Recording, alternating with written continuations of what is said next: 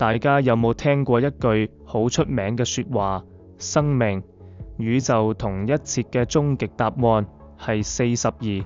如果你有睇過銀河便車指南，你一定會笑一笑，覺得呢個答案又荒謬又型又帶啲宇宙級幽默感。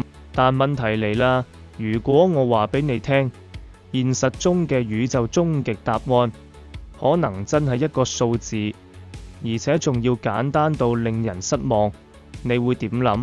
今日我想同你慢慢傾一個問題：宇宙會唔會真係本質上只係一條數學公式，而我哋追求嘅終極答案可能唔係42，而係一個你聽完之後會擰一擰嘅東西。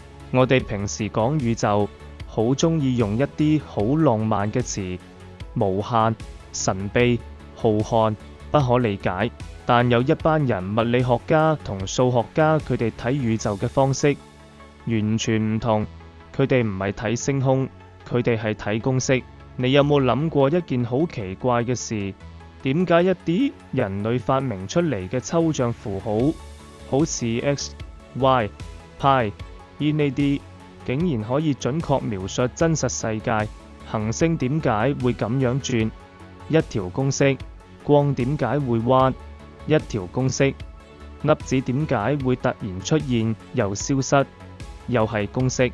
大家諗下，如果數學只係人類發明嘅語言，點解宇宙好似一早就識呢種語言？係咪好神奇？有物理學家甚至直接講，宇宙唔係由數學描述，宇宙本身就係數學。呢句說話一出，好多人即刻起雞皮疙瘩。意思即係咩？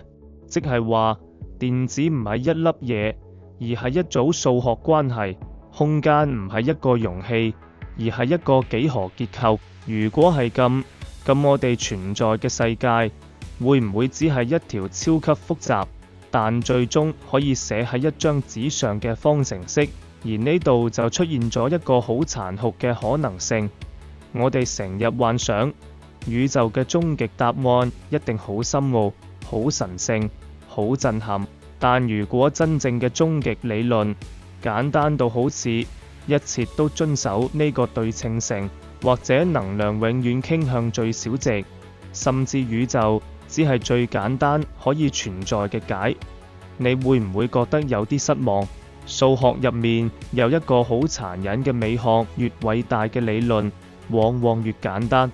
牛頓3條定律就解釋咗天同地，愛因斯坦一條方程就改寫咗時間同空間。佢哋唔係複雜到爆，而係簡單到你反而唔敢相信。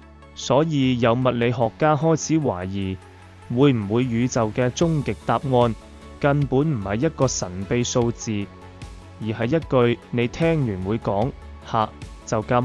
更恐怖嘅係，有啲數學家發現，只要你假設最簡單嘅規則，複雜性會自動出現，就好似一啲細胞自動變成生命。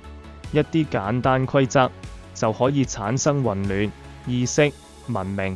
即係話宇宙唔需要目的，唔需要設計，甚至唔需要答案，佢只需要夠簡單。呢度開始哲學問題就出現啦。如果宇宙真係只係一個數學結構，如果一切都係必然結果，咁我哋嘅選擇係咪假嘅？我而家講呢句說話係咪一早寫死咗？但反過嚟諗，如果你本身就係宇宙數學嘅一部分，你嘅思考其實就係宇宙對自己嘅計算。咁樣諗又好似突然浪漫反少少。所以宇宙嘅終極答案係咪42？可能唔係，可能真正嘅答案簡單到你會唔甘心接受。但又正正因為咁，我哋先會不斷追問，不斷探索，不斷想喺冷冰冰嘅數字入面揾返一啲屬於人嘅意義。又或者真正嘅終極答案唔係一個數字，而係我哋永遠都唔會停止問問題。大家諗下，如果有一日我哋真係揾到最終公式，你覺得宇宙會唔會反而變得冇咁神秘？定係真正嘅神秘，正正就藏喺原來可以咁簡單呢件事入面呢？下次我哋再一齊諗。